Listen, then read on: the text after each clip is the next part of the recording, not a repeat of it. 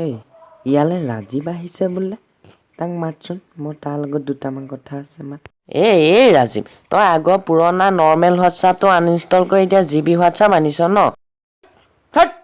হোৱাটছআপটো আনি মোৰ ষ্টেটাছত চিন নকৰা হ'লি ন যা এতিয়া যা আনইনষ্টল কৰ জিবি হোৱাটছআপ এনেকে হ'লে কেনেকে হ'ব যা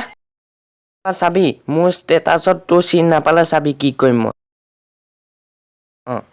আপোনালোক বেয়া নাপাব দেই ইয়াক বুজাইছোঁ মই বুজাইছোঁ যাওক যাওক